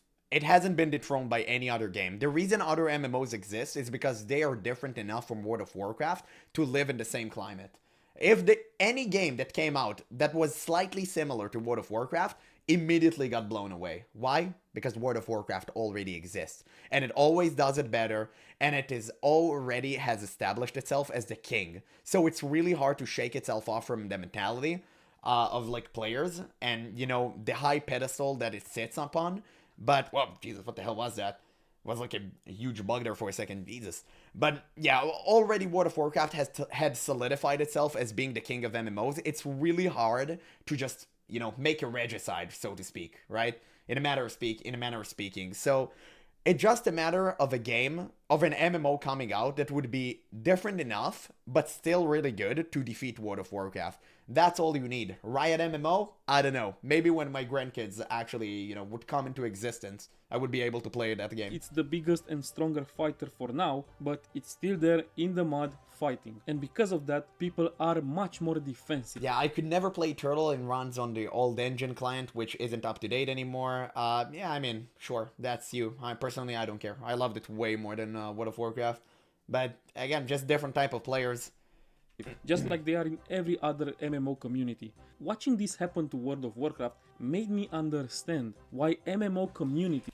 Yeah, every time a true challenger to WoW homogeny steps up, they do something to shoot themselves in the foot. You know why? You know why they do that? Because they try to imitate World of Warcraft without understanding what made it so great. World of Warcraft nowadays relies on inertia from previous success. That's all it has right now. That and FOMO. The only two things that still hold this game alive. Now, a new game that comes out doesn't have that. So you really need to build every single thing from zero and just nail the basics. And for some reason, no MMO seems to do that. Now, I don't know why, but maybe. It just goes to show the state of current day developing teams. They just have no idea what to do. In general, tend to be so tribalistic and cringe and toxic when hearing any kind of criticism. It's the investment and not wanting to feel stupid or like you missed out on something while doing something not worth your time. Here's how it goes. You play your MMO for 10,000 hours. The game is like 15 years old, the player base is basically non-existent, servers are kept alive by a handful of whales spending thousands... By the way, I think that is true. I heard it a lot. Like, this was being thrown around pretty liberally nowadays. The fact that MMO players don't exist anymore, I think it's wrong. I think MMO players exist, and the existence of Ashes of Creation proves that. There is a lot of MMO players out there striving for a new MMO. They're thirsty, brother, okay? And they're ready to go. Just give them a good MMO, and they would be yours for life. And I believe that MMO can garner new crowd without, you know, going the Blizzard route of Disneyfying the entire game and trying to make it family friendly. We all know that's cringe, and nobody actually likes that because World of Warcraft always targeted young adults and young males in particular, and it can work today. Like, it can easily work today. They just chooses not to every single time. Thousands of dollars a month because the game is also heavily paid to win, of course, and that's the actual reality for most MMOs and therefore most MMO players. World of Warcraft, Final Fantasy, RuneScape, Guild Wars, Elder Scrolls Online, all these big MMOs are the exceptions. For every one of these, there are hundreds if not thousands of dying MMOs barely surviving in maintenance mode. Most MMOs are just bad. Just look at the worst MMO ever made series, that Josh Strife Hayes created. He could Yeah, we probably watched keep that. going forever. The number of terrible MMOs is huge, which also means a lot of people are playing, I'm sorry to say it, objectively bad MMOs. Well, but most of these MMOs have one thing in common. They're not Western ones. I mean, Eastern MMOs just don't fly here. And plenty of these MMOs are actually still thriving in the East. It's just a matter of we're too different of a gamers to have a coherent MMO that satisfy both Western and Eastern audience. And that's not a bad thing. It's just like a difference of culture. Because in like the eastern parts of the world, they prefer certain type of MMOs. And generally speaking, they see pay to win there as fine. It's acceptable. And they don't even see pay for convenience as like pay to win, which I think most people in the West do. So it's just a matter of like difference, right? Because like MapleStory is still blowing up in popularity over there, but right now it's pretty much dead here in the West. And it Even though it used to be pretty big. makes sense why most MMOs are bad and fail. Because MMORPGs are the hardest genre to make. They're super expensive, super complex, and incredibly hard to sell because players already invested years into other games. Convincing someone to abandon that thousands of hours for a new MMO that might die in 2 years and they might not even like it, that's a very hard sell. So naturally, most MMOs fail. Some probably know they will fail from the start and just hope they catch enough whales to stay profitable for a while. Most either enter maintenance mode and be I think that most MMOs fail due to lack of understanding of like what drives player to play an actual game and be immersed inside of the world, because nowadays everything is so on the nose and like relies on quick dopamine rushes, and in MMO it just doesn't fly. It doesn't work that way.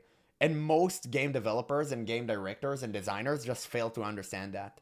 become heavily pay to win and never get any kind of updates again, or they just shut down. That's the reality for most MMO players, a silent majority. Many of these smaller MMOs barely even have forums or creators covering them, so they are basically invisible unless you already play them. And when people still play objectively bad MMOs like Metin 2, Fiesta Online, Ion, Cabal Online, Requiem, and similar heavily pay to win, very poorly done games, they're obviously not doing it because the games are amazing today. Nobody new looks at these games and thinks horrible gameplay, outdated graphics, heavy pay to win, almost nobody playing this game, bots everywhere, and no updates. Hell yeah! Sign me up. Of course not. It's usually people that have been there for years. From a time when the game was healthier, when their friends were still playing, when monetization wasn't so aggressive, when updates were still happening, and of course, they're reluctant to walk away after investing thousands and thousands of hours, even if the game is so predatory.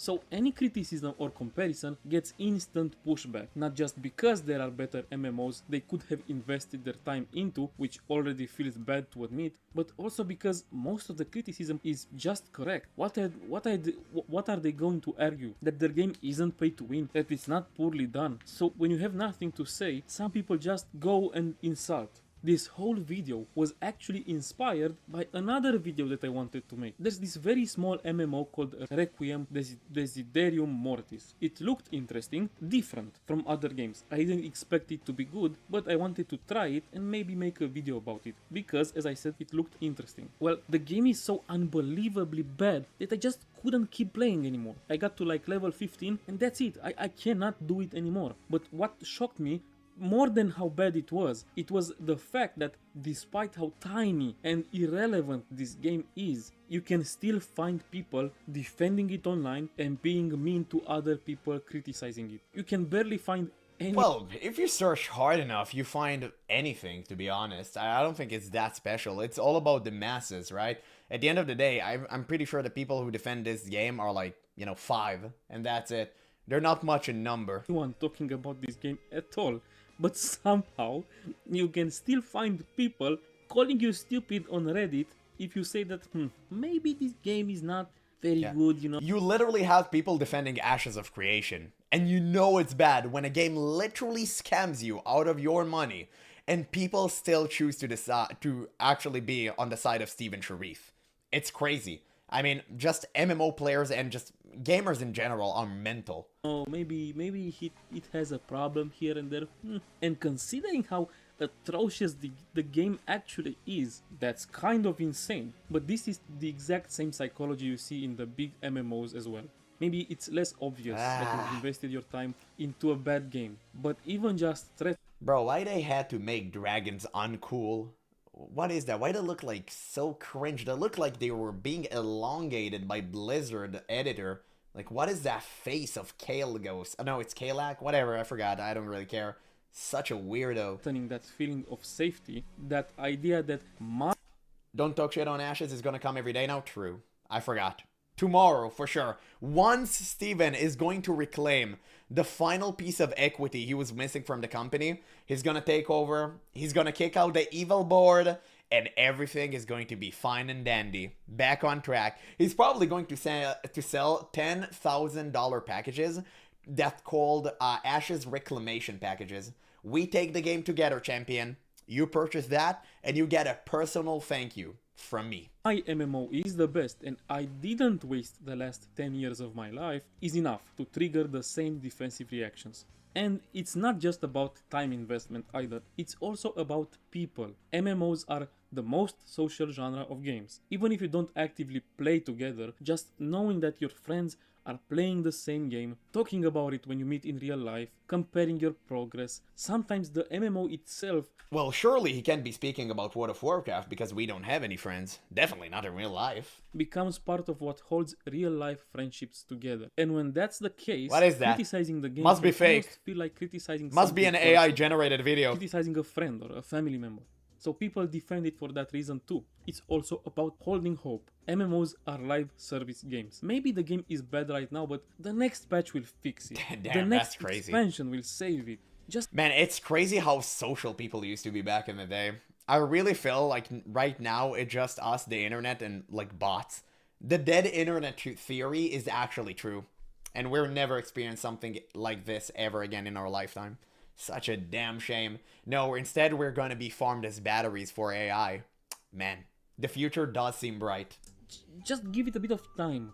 Sometimes people aren't defending what the game is. They're defending what they hope it will become or what they believe it can return to.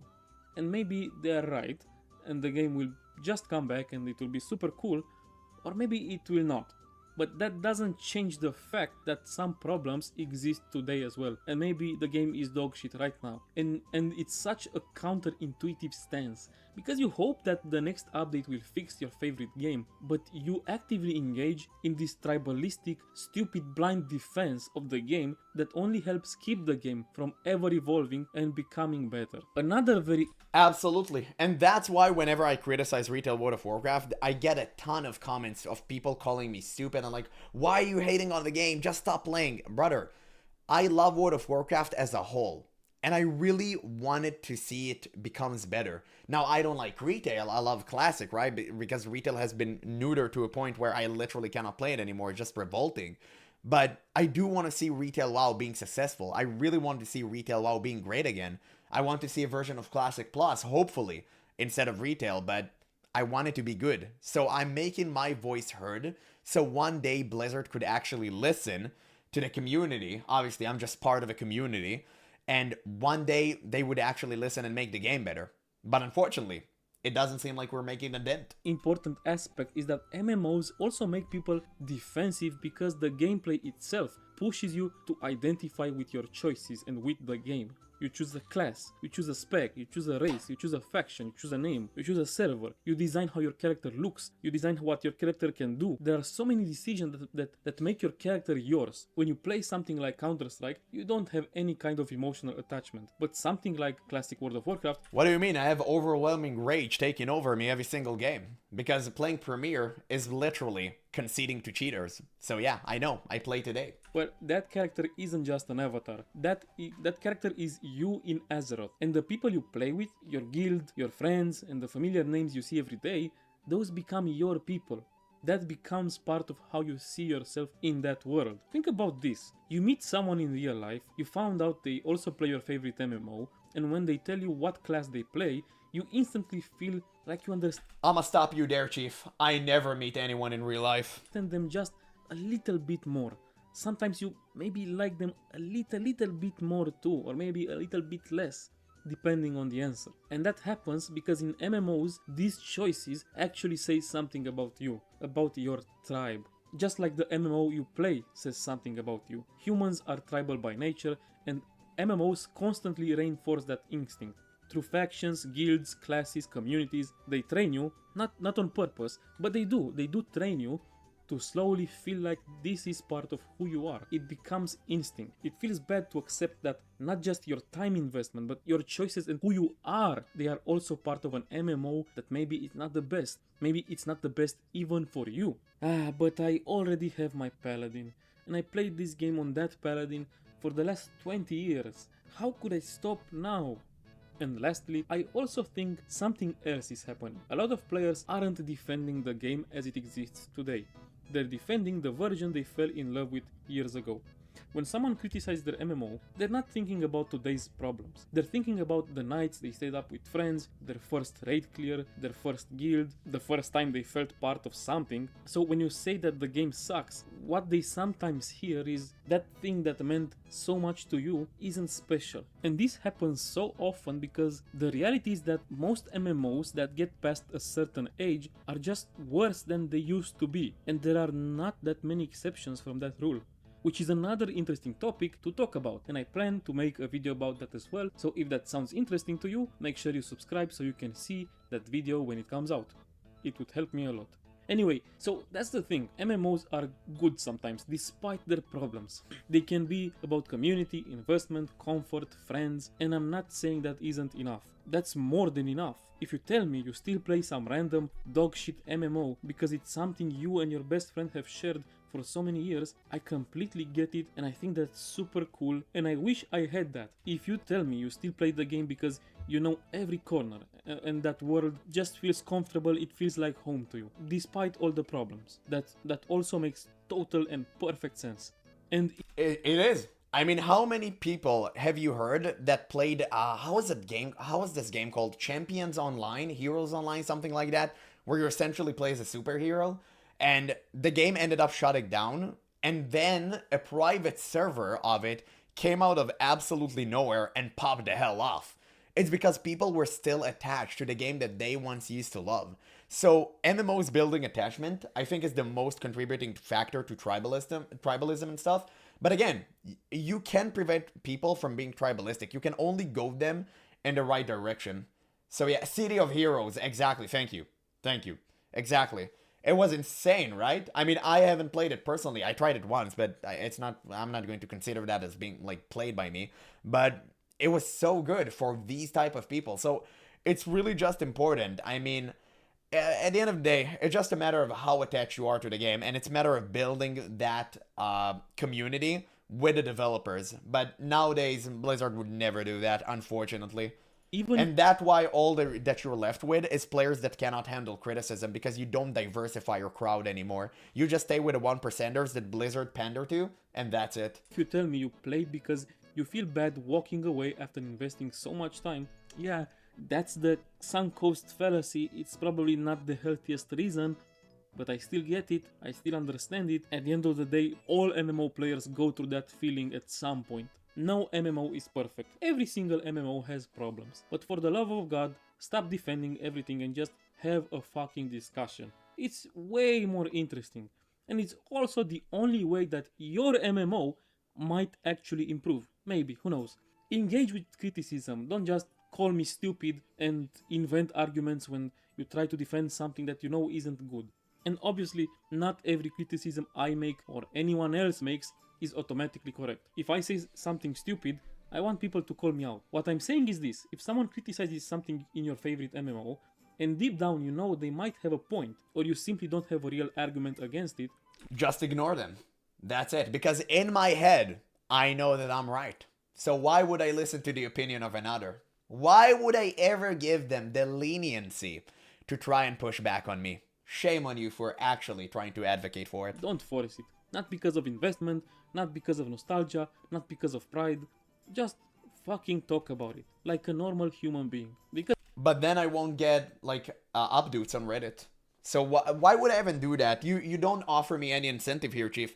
But yeah, I mean, seems to be the end of the video. Great video, to be honest. It's the first time I see a video from this guy. Actually great. I'm gonna leave a link in the description. You guys should watch it for yourself. Give this man a like. It was a great video, and I actually agree with the message. We should always talk about our differences on the game we love. And I think that's what I love the most about Guild Wars 2 at the moment. The fact that every single time I'm bringing up a problem that I have inside of the game, even though people disagree with me, they still let me voice my opinion. And they actually don't call me out on it. They're just, hey, we disagree, and that's why. But whenever I say anything about World of Warcraft, which is my main MMO that I love, everyone cut me down in half. Every single time they call me stupid, they call me ugly, and even though they are right, at least offer some sort of a counter argument, okay? At least let me know why you think that I'm wrong. But no, it's always no. You're wrong. It's good. The numbers, the players, they always love to look at graphs and tell you, oh, but the graph is like this, so why are you saying this? Brother, can you look a step into the future and maybe you can take a look at the past and see that the game used to be grand, but now it's trash compared to what it used to be? Yes, WoW still pulls high numbers because it's literally the only good vertical MMO left in existence. And FF14 is falling off a cliff at the moment. So yeah, it still has pretty great numbers, but brother, it could be way better. Like, stop looking at what we currently have and look at the future. Look where we headed. And right now, it's straight into the abyss. So just develop a functioning frontal lobe and we can have a rightful discussion over World of Warcraft. But no, it never happens. It never happens and it never will, because WoW players are the most rabid community out there. And it's so frustrating for me because I have to deal with it on a daily basis. But yeah, anyway, I think, guys, that would be the end of the stream, and it was really fun. Unfortunately, I have a day job, so I have to go to bed. I have to edit everything to be ready for tomorrow and the day after, and then I'm gonna go to sleep probably at like around 1 p.m., whatever, but it is what it is. It was really fun. It was really fun. Let's see, how many viewers? 30 viewers, that's crazy. I'm actually getting 30 viewers on average pretty consistently, and I'm not even officially streaming. I just stream at random intervals, because I can't really make it just that consistent. It's really unfortunate, but it is what it is, you know? We have to make it one day. When I start streaming, like, officially, I'm gonna make it. I'm gonna do it every day. I'm gonna do it every day, and I'm gonna be consistent. Let's see. I think that what draws me towards Classic is that I'm a guy. On retail, I'm the guy. I don't want them to decide who my character is. Of course. Absolutely. You want to be lost inside of a world. You don't want to be the main champion of Azeroth. Nobody wants that. People think that an attack on their favorite MMO is an attack on them, and it is, not because it's like the MMO, but because it ties self-worth into an MMO. Absolutely. I love that. You actually said the most right thing ever. True, real, and based.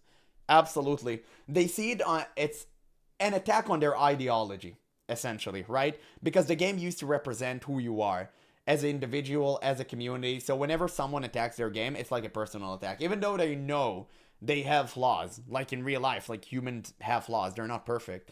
They cannot take any sort of self-criticism, and it's more amplified by the fact that you're part of a community that is essentially an echo chamber, and it just goes on and on and on until it reaches a boiling point and everyone loses their mind. But yeah, if that is all, guys, I am going to end the stream. Thank you guys so much for tuning in. I appreciate it greatly. We actually had 30 viewers. It's insane. It is actually insane. So, thank you guys all so much. Good night.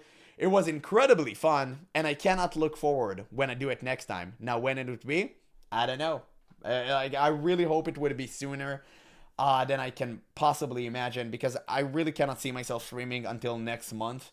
Maybe I'll try my best, but whenever I start, I want to stay consistent. I really want to stay consistent. So, thank you guys all so much for watching, and I'll see you in the next stream. Bye-bye. It was good. It was good.